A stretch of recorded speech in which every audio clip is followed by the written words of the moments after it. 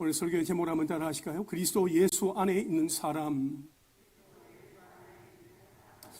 오늘은 장애인 주일로 우리 사랑부 형제 자매들과 함께 예배를 드리고 있습니다. 우리 교회에는 사랑부가 있어서 주일마다 장애인 부모님들과 비장애인 부모님들이 자연스럽게 만나 서로 인사하며 교제하고 있습니다. 그러면서도 때로는 장애 아이들 어떻게 대해야 할지 잘 모르겠다, 또 어떻게 말을 해야 할지 잘 모르겠다 하는 생각을 가질 때가 있을 것입니다. 그런데 사실 그럴 필요는 없습니다. 어떻게 돕고 어떻게 위로하는 게 아니라 어떻게 함께 공존하는가의 문제입니다. 함께 살아가도록 하셨기 때문에 우리는 함께 살아가는 것입니다. 그래서 별반 다르지 않게 다른 부모님을 대하듯이, 다른 아이들을 대하듯이 그냥 자연스럽게 대해 주시면 됩니다. 그래서 건강하게 다른 부모를 대하는 방법, 건강하게 다른 아이를 대하는 방법을 알고 계신 분들이 건강하게 장애인 부모님들이나 장애 자녀들에게도 건강하게 대하게 되는 것입니다. 사실 부모로서의 내 삶을 다른 부모님들은 알지 못합니다. 어떻게 알겠습니까? 일상이 다르고 환경이 다르니까 막연한 이해는 있어도 완전한 공감은 부족하지요. 예를 들어 저는 딸이 없습니다. 딸이 없으니까 딸을 가진 부모님들의 그 마음을 모릅니다. 알 수가 없지요.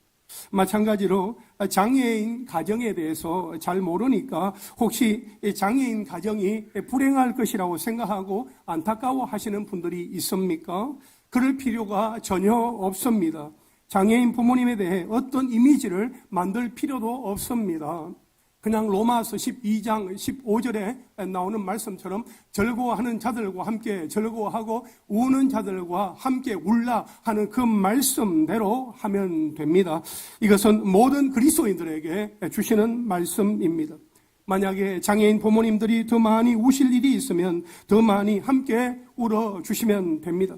그리고 장애인 부모님들도 비장애인 부모님들이 즐거워하시면 함께 웃고 또 슬퍼하시면 함께 울면 됩니다.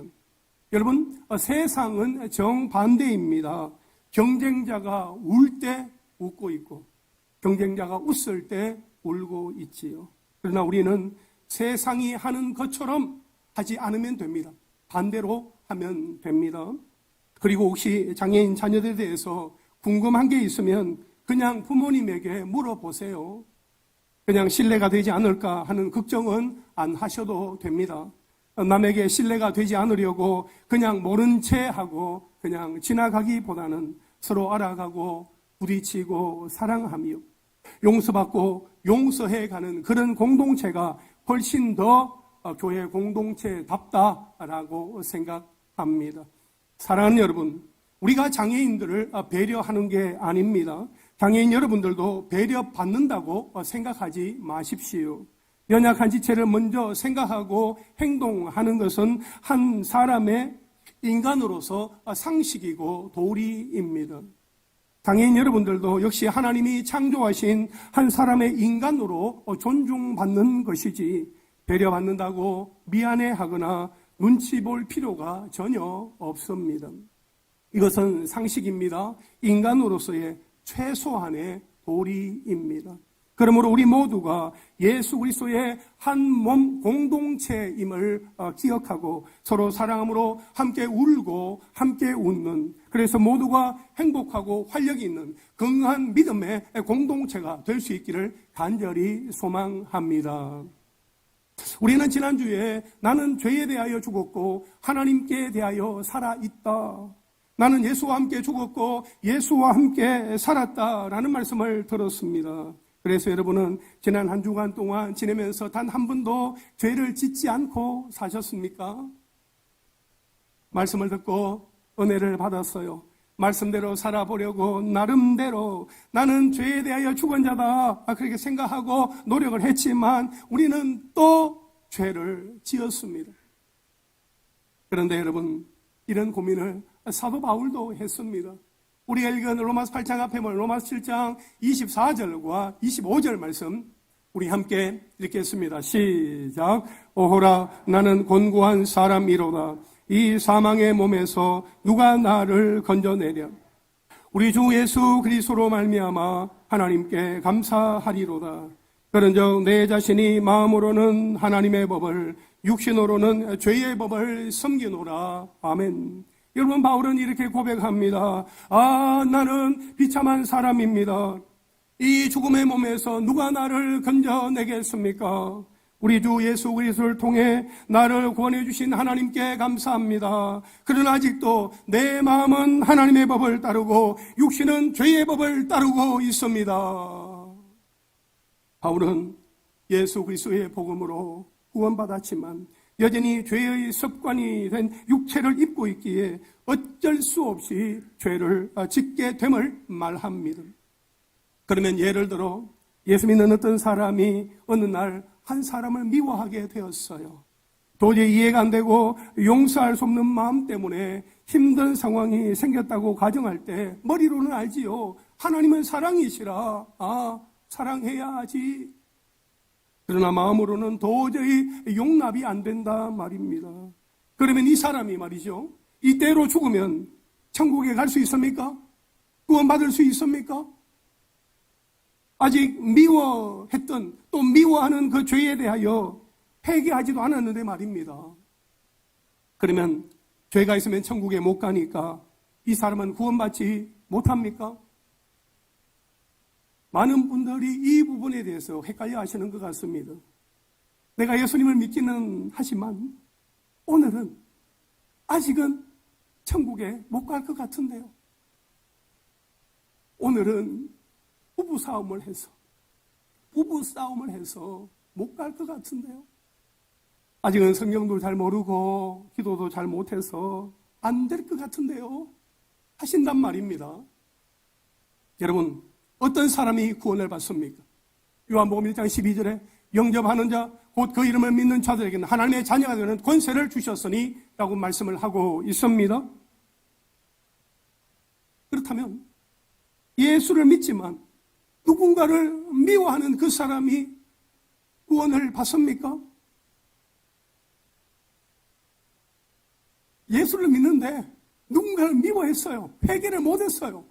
그 사람 구원을 받습니까? 구원을 받습니까?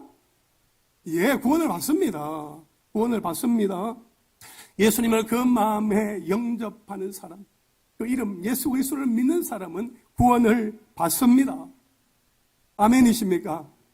저쪽으로 한번 따라 하실까요? 그리스도 예수 안에 있는 사람은 결코 정죄함이 없습니다. 오늘 본문 1절에 보니까 그러므로 이제 그리스도 예수 안에 있는 자에게는 결코 정죄함이 없나니 라고 말씀을 하고 있습니다. 바울은 그리스도 예수 안에 있는 자에게는 결코 정죄함이 없다고 말하고 있습니다. 다시 말해 그리스도 예수 안에 있는 자에게는 유죄 판결이 없다 하는 겁니다.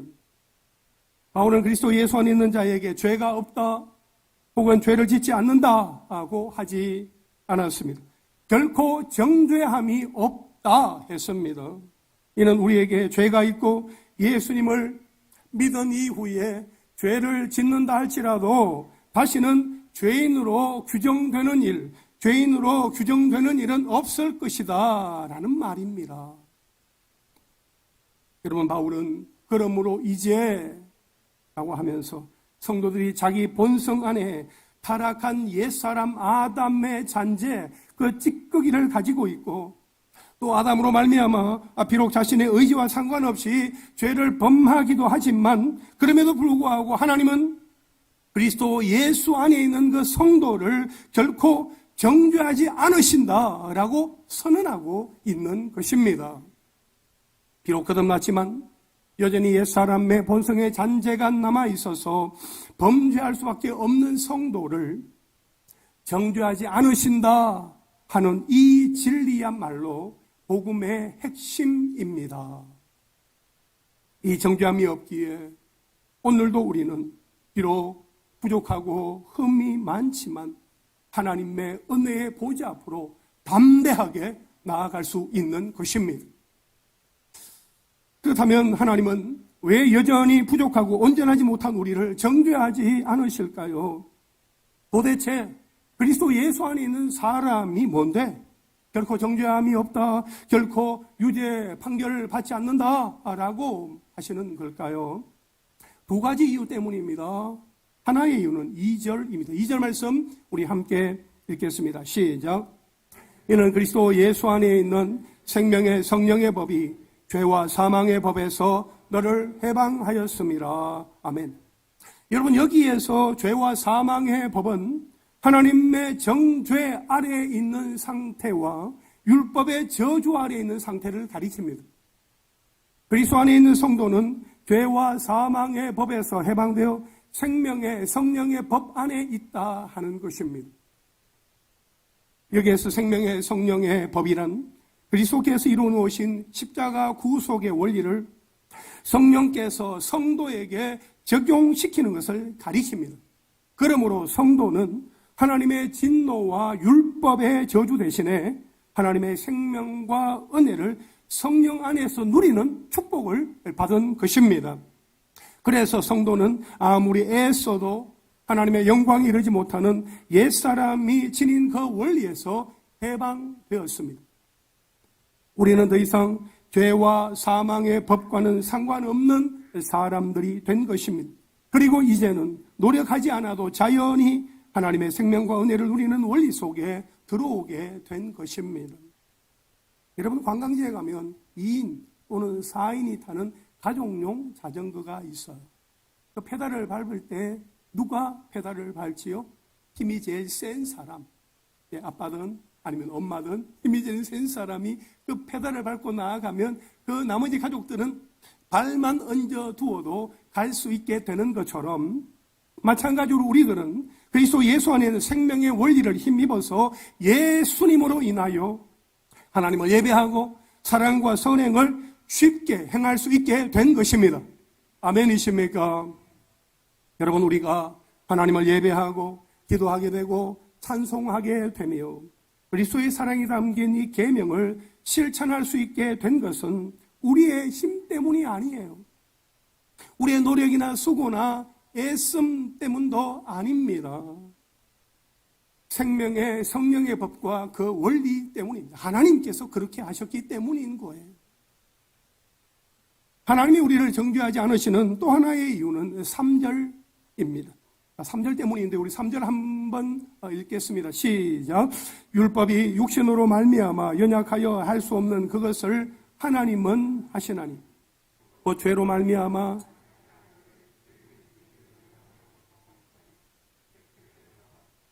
아멘.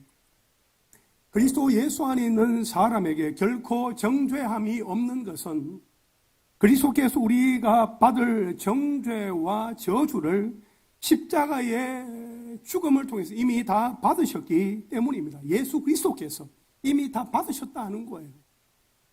하나님은 우리에게 내리실 모든 진노와 정죄와 저주를 그리스도에게 쏟아부으셨습니다. 그것이 그리스도의 십자가 대속 죽음입니다. 그리스도의 십자가에는 부족함이 없습니다. 모자람도 없습니다. 그리스도의 십자가로 이미 모든 죄값을 다 치루셨습니다. 때문에 우리에게는 또 다른 정죄가 없는 것입니다. 그리스도를 통해 하나님께 의롭다 하심을 받은 성도에게는 결코 정죄함이 없습니다. 그러므로 이제 그리스도 예수 안에 있는 우리에게는 하나님의 정죄하심이 결코 없습니다. 할렐루야. 그러면 여러분, 이제 그리스도 예수 안에 있는 사람은 어떤 죄를 지어도 괜찮습니까? 나 그리스도 예수 안에 있으니까 나에게는 어떤 정죄함도 없으니까, 생명의 성령의 법이 죄와 사망의 법에서 나를 해방시켜 주셨으니까 나는 어떤 죄를 지어도 어떻게 살아도 괜찮습니까? 여러분의 이해를 돕기 위해서 마틴 로이드 존스 목사님의 글을 조금 인용해 보겠습니다. 믿지 않는 사람이 죄를 짓는 것과 믿는 사람이 죄를 짓는 것의 차이는 국법을 어긴 사람과 아내와의 관계에서 해서는 안 되는 일을 한 사람의 차이와 같다. 그러니까 믿지 않는 사람이 죄를 짓는 것은 국법을 어긴 사람과 같고, 믿는 사람이 죄를 짓는 것은 마치 법을 어기지는 않았지만 아내의 마음에 상처를 준 것과 같다. 이것이 다른 점이다. 즉 법이 아니라 사랑과 관계의 문제이다. 이 경우 잘못을 했어도 법적으로 더 이상 남편이 아닌 것은 아니다. 법은 중요하지 않다. 이것은 어떤 의미에서 법적인 정죄보다 훨씬 심각하다.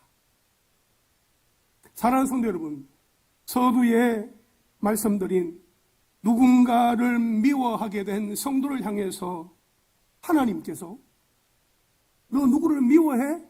용서하지 않는다고? 너 죄인이야. 너 구원 취소야. 그렇게 말씀하시지 않는다는 겁니다. 이미 그 죄는 내 아들 예수가 다 치루었다. 성령의 법이 이미 너를 해방했어. 그러니 더 이상 죄 아래 있지 마라. 다만 내가 너를 사랑한 것처럼 너도 사랑하면 안 되겠니? 내가 너를 용서한 것처럼 너도 용서해주면 좋겠구나. 라고 말씀하시는 분이 바로 우리 하나님이십니다. 그러니까 그리스도 예수 안에 있는 우리가 죄를 범한다면 그것은 법의 문제가 아니라 하나님과의 사랑의 관계의 문제다 하는 것이요. 나를 사랑하사 나를 구원하신 하나님이 상처받으신다는 것입니다. 내가 죄를 지을 때 하나님의 말씀 앞에 순종하지 못하고 내 생각과 내 방식과 내 마음대로 옛사람이 하던 그 모양형 방식을 따라서 그대로 그렇게 살아갈 때에 내가 그렇게 살아가면 너 구원 취소야. 너에게 구원 없었던 일로 할게. 그렇게 말씀하지 않으시고 하나님의 마음에 상처가 생기신다는 거예요. 하나님께서 아파하신다는 거죠.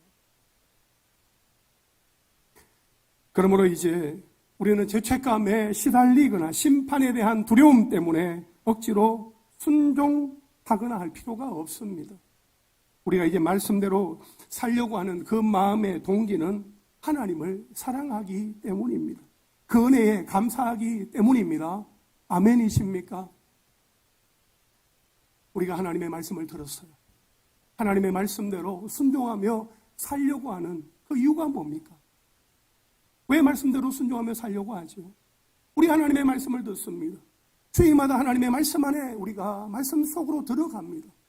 그 말씀을 듣고 하나님의 성령께서 나에게 이런 깨달음을 주시는구나. 나에게 이렇게 말씀을 하시는구나. 내가 말씀대로 살아야지 하는 그 마음의 그 결정의 결단의 동기는 무엇입니까? 하나님의 사랑 때문이에요. 아니, 우리가 하나님을 사랑하기 때문이에요. 하나님의 은혜가 우리에게 주어졌기 때문에 하나님의 사랑이 나에게 이렇게 부어졌으니까 내가 하나님의 말씀대로 순종하며 살아가야지 라는 마음을 가지게 되는 것입니다.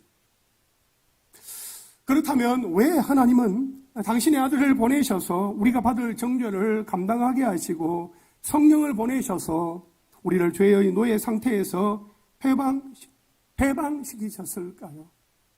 우리 4절 말씀 함께 읽겠습니다. 시작. 육신을 따르지 않고 그 영을 따라 행하는 우리에게 율법의 요구가 이루어지게 하려 하심이니라. 아멘. 여러분, 이 말씀에 따르면 그리스도께서 우리를 위하여 하신 모든 것, 즉 성육신, 십자가 죽으심, 그리고 부활하심은 우리로 하여금 거룩한 삶을 살도록 하기 위해서였다는 것입니다. 이것은 놀라운 사실입니다. 예수님의 공생애의 목표는 우리를 거룩하게 해서 율법의 요구를 충족시키려는 것이었습니다. 그러면 우리가 어떻게 해야 율법의 요구가 이루어질 만큼 거룩한 삶을 살 수 있습니다? 우울적으로 한번 따라 하실까요? 그리스도 예수 안에 있는 사람은 성령의 일을 생각합니다. 여러분 4절 말씀 보세요. 육신을 따르지 않고 그 영을 따라 행하는 우리에게 율법의 요구가 이루어지게 하려 하심이니라 말씀을 하고 있습니다. 여기에서 보면 성령을 따라 행해야만 율법의 요구를 이룰 수 있다 하는 것입니다. 그러면 성령을 따른다는 것은 어떤 것일까요? 성령을 따른다 하는 것은 어떤 것을 말하는 것입니까? 5절과 6절 말씀 함께 읽겠습니다. 시작. 육신을 따르는 자는 육신의 생각은 사망이요 영의 생각은 생명과 평안이니라. 아멘. 여러분, 바울이 이 따른다는 것을 생각과 연결했다 하는 것이 매우 흥미롭습니다. 즉 우리의 생각이 우리의 성격과 삶의 방식을 만든다는 것이요, 여기에서 생각하다라는 동사 마인드는 의도적으로 무엇인가에 집중하고 몰두하거나 어떤 것에 완전히 사로잡혀 상상하고 주의를 기울이는 것을 의미합니다. 그러므로 성령을 따라 성령의 일을 생각한다 하는 것은 성령에 사로잡혀서 성령이 하신 일에 집중하고 지속적으로 관심을 두는 것을 말합니다. 그러면 성령의 일은 무엇이겠습니까? 로마서 8장 우리가 오늘 읽은 부분 이후에 보면 계속해서 성령이 하시는 일에 대해서 언급을 하고 있는데요, 우리가 하나님의 자녀다 하는 그 사실을 알려주신다는 것입니다. 14절부터 16절까지 말씀 함께 읽겠습니다. 시작. 무릇 하나님의 영으로 인도함을 받는 사람은 곧 하나님의 아들이라.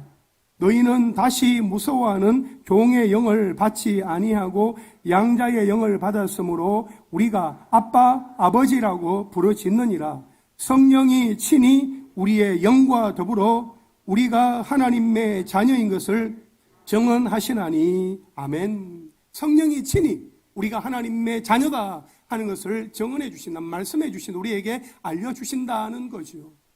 성령이 우리를 그렇게 깨닫게 해주시기 때문에 우리가 하나님의 자녀이구나, 하나님을 아빠, 아버지라고 우리가 부르게 되는 거지요. 또한 성령은 우리에게 기도하는 가운데 하나님께 나아갈 확신을 주십니다. 로마서 8장 26절과 27절 말씀을 함께 읽겠습니다. 시작.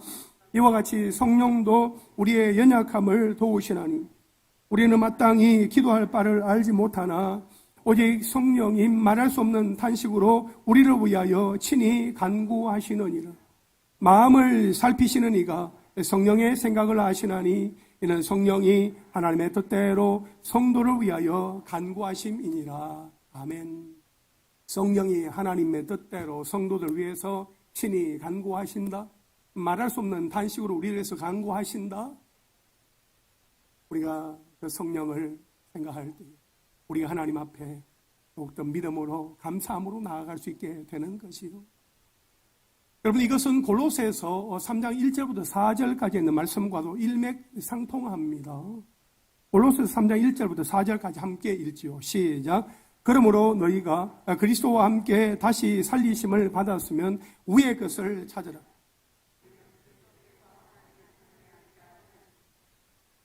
위의 것을 생각하고 땅의 것을 생각하지 말라. 이는 너희가 죽었고 너희 생명이 그리스도와 함께 하나님 안에 감추어졌음이라. 우리 생명이신 그리스도께서 나타나실 그때에 너희도 그와 함께 영광 중에 나타나리라. 아멘. 여러분, 결국 성령의 생각이란 성도가 늘 그리스도를 통해 하나님이 이루어 놓으신 구원의 은혜를 생각한다는 그런 의미입니다. 우리가 그리스도 안에서 어떤 신분의 변화가 있었는지에 대해 집중해야 한다는 것입니다. 우리가 하나님의 자녀라는 우리의 특권을 절대로 잊지 말고 이것이 우리의 생각과 관점을 지배하게 하고 더 나아가 말과 행동까지 지배하게 하는 것을 의미합니다. 결국 이런 성도의 마음속에는 그리스도를 통해 얻게 된 영생의 기쁨과 평안함이 있습니다. 그러나 성령을 따르는 것을 방해하는 것이 있습니다. 바로 육신의 일을 생각하는 것입니다. 육신의 생각을 따르는 것은 육신의 일에만 마음을 집중하고 관심을 두는 것을 말합니다. 육신의 생각을 하는 사람은 죄의 법에 매여 있는 사람입니다. 죄의 삭선 사망이지요.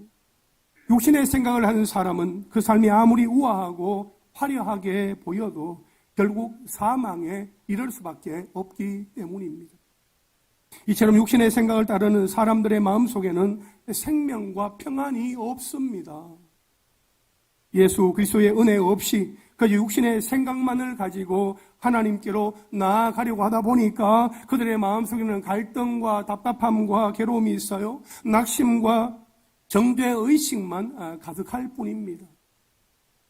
내가 만물의 주인이신 하나님의 자녀다 하는 그 사실을 잊어버리니 두려움이나 죄의식 또는 무가치함에 휩싸일 때도 있습니다. 마가복음 4장 19절에 세상의 염려와 재물의 유혹과 기타 욕심이 들어와 말씀을 막아 결실하지 못하게 되는 자요 하는 이 말씀처럼 세상의 염려와 재물의 유혹과 욕심에 사로잡히면 말씀의 능력을 경험할 수가 없다 하는 것입니다. 무엇보다 육신의 생각은 하나님과 원수가 된다고 했습니다. 오늘 본문 7절과 8절 말씀 함께 읽겠습니다. 시작. 육신의 생각은 하나님과 원수가 되나니 이는 하나님의 법에 굴복하지 아니할 뿐 아니라 할 수도 없습니다. 육신에 있는 자들은 하나님을 기쁘시게 할 수 없느니라. 아멘. 여러분, 육신의 생각은 하나님과 원수가 되며 하나님의 법에 굴복하지도 않고 또 굴복할 수도 없어서 결국 하나님을 기쁘시게 하지 못한다고 했습니다. 즉 육신의 생각이란 하나님이 없는 생각이요 타락한 인간의 본성에서 나온 생각입니다. 이처럼 타락한 인간 본성에서 나온 생각들은 아무리 그것이 고상한 것이라고 해도 하나님과 원수가 된다는 것입니다. 여러분, 유대인들의 경우에 그들은 하나님이 구원의 방법으로 정하신 그리스도 예수를 믿지 않고 율법을 지켜서 구원을 받으려는 생각을 했습니다.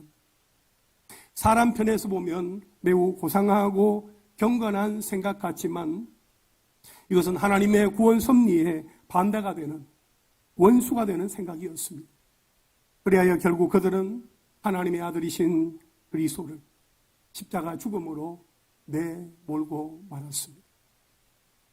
또한 육신의 생각은 하나님의 법에 굴복할 수 없는 속성을 가졌습니다. 하나님은 율법과 선지자를 통해서 그리스도를 보내실 것을 약속하셨습니다. 그런데 율법에 정통한 유대인들이 그 예언에 굴복을 했습니까? 그 예언을 받아들였습니까? 아니지요. 배척을 했습니다. 그리고 그리스도를 십자가에 매달았습니다.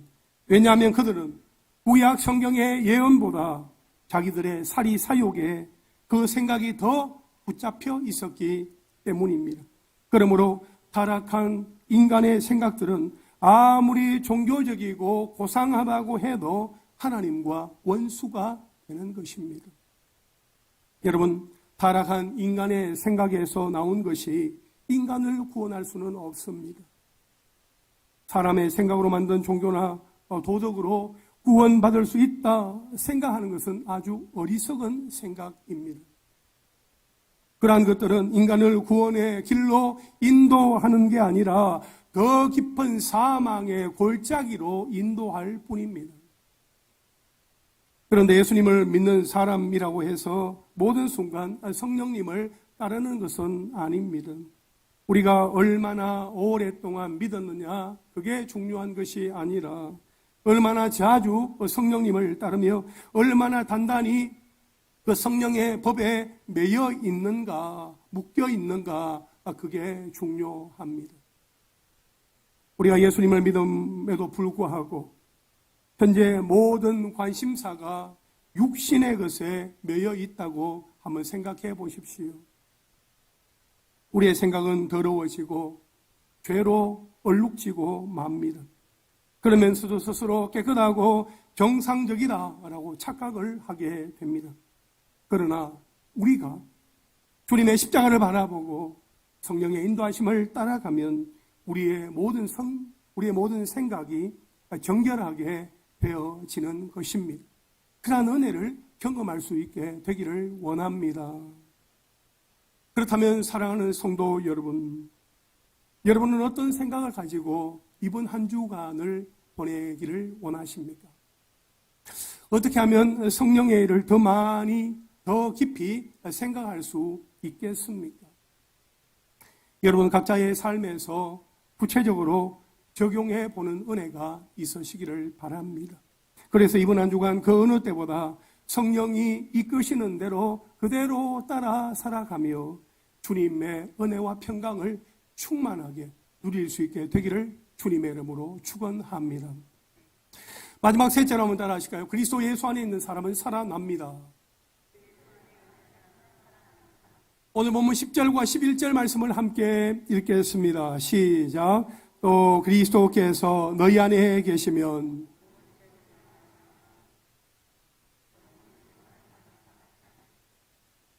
예수를 죽은 자 가운데서 살리신 이의 영이 너희 안에 거하시면 그리스도 예수를 죽은 자 가운데서 살리신 이가 너희 안에 거하시는 그의 영으로 말미암아 너희 죽을 몸도 살리시리라. 아멘. 여러분 10절 말씀은 예수 그리스도를 믿음으로 그 안에 성령이 내주하는 사람의 현재 상태에 대해서 말하는 것이고 11절 말씀은 장차 일어날 일에 대해서 말하고 있는 것입니다. 우리가 예수 그리스도를 영접하고 보시기에 정말 의롭게 되었을 때 성령이 우리에게 들어오셔서 우리를 영적으로 살리셨습니다. 그러므로 그리스도인은 비록 몸은 하루하루 쇠약해져 가더라도 영혼과 생각은 살아 숨쉬고 있는 것입니다. 바울은 우리의 영혼과 생각이 죄로 물든 육신을 따라서는 안 되고 언젠가는 오히려 육신이 우리의 영혼을 따르게 될 것이라고 말합니다. 팀 켈러 목사님의 당신을 위한 로마서에 보면 이것은 그리스도 철학에서 영혼은 선한 것이어서 기꺼이 받아들여야 하는 반면 몸은 악한 것이어서 버리거나 언젠가는 완전히 벌써 버릴 것으로 인식되었던 것을 완전히 뒤엎는 것이었다고 말했습니다. 11절 하반절에 보면 그리스도 예수를 죽은 자 가운데서 살리시니가 너희 안에 거하시는 그의 영으로 말미암아 너희 죽을 몸도 살리시리라 이렇게 말씀을 합니다. 곧 때가 되면 우리의 몸도 성령에 의해서 완전히 새롭게 되고 영원히 살게 된다는 것입니다. 그렇습니다. 때가 되면 우리의 몸과 영혼은 모두 완전해질 것입니다. 우리의 병든 몸과 우리의 연약함도 다 벗어지고 완전해질 것입니다.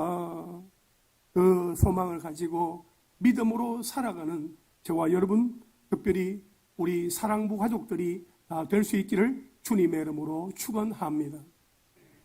이제 말씀을 정리하겠습니다. 사랑하는 성도 여러분, 우리의 일상을 돌아보면 어떻습니까? 우리는 어떻게 하루를 시작하고 또 어떻게 하루를 마무리해야 하겠습니까? 아침에 일어나자마자 온갖 여러 가지 사건, 사고에 대한 그 뉴스를 접하고 하루를 시작하는 사람과 주님 앞에 마음의 무릎을 꿇고 기도함으로 하나님의 뜻과 성령의 인도하심을 구하면서 하루를 시작하는 사람, 이 두 사람 사이의 삶의 결과가 같을 수는 없습니다. 하루를 마무리하면서 드라마 속에 부질없는 이야기와 온갖 영상들을 머릿속에 채우고 잠자리를 청하는 사람과 하나님 앞에 자기 자신을 돌아보고 감사의 마음을 가지고 내일을 기대하며 소망의 마음을 가지고 잠을 청하는 사람, 이 두 사람 사이에도 삶의 결과가 결코 같을 수는 없습니다. 달라질 수밖에 없는 것입니다. 우리가 그리스도 예수 안에 있는 사람이라면 어떤 삶을 살아야 할 것인지는 분명합니다. 우리의 생각이 거룩한 생각으로 바뀌고 사람들에게 생명과 평안을 안겨주는 그러한 삶을 살아갈 수 있기를 바랍니다. 오늘 본문 9절에 보면 하반절에 누구든지 그리스도의 영이 없으면 그리스도의 사람이 아니라 말씀을 하고 있습니다. 마음에 그리스도의 영이신 성령을 모신 사람만이 그리스도의 사람이다라고 말씀을 하고 있습니다. 여러분, 진정한 그리스도인들은 성령을 모시고 살아갑니다. 그리하여 내 힘, 내 의지, 내 성품이 아니라 성령의 도우심을 힘입어 하나님을 예배하며 진리를 행하고 하나님의 은혜에 감사하며 이웃에게 진정한 사랑을 베풀게 되지요. 여러분의 마음 가운데 그리스도의 영이신 성령을 모시고 있습니까? 여러분의 심령 가운데 성령을 모시고 살아가고 있습니까? 성령을 모시고 있어야 그리스도의 사람이 될 수 있습니다. 그리 성령을 모시고 있어야 하나님을 아버지라 부를 수 있습니다. 성령을 마음 가운데 모시고 있어야 예수님을 나의 구주와 주님으로 고백할 수 있습니다. 성령을 마음 가운데 모시고 있어야 하나님의 말씀을 들을 때에 진리를 깨닫게 되고 죄를 깨닫게 되어지며 하나님의 은혜와 사랑도 깨닫게 될 수 있습니다. 그러므로 이번 한 주간 날마다 때마다 성령의 일을 생각하며 성령의 이끄심을 따라 살아가는 하나님의 사람들 다 되시기를 주님의 이름으로 축원합니다.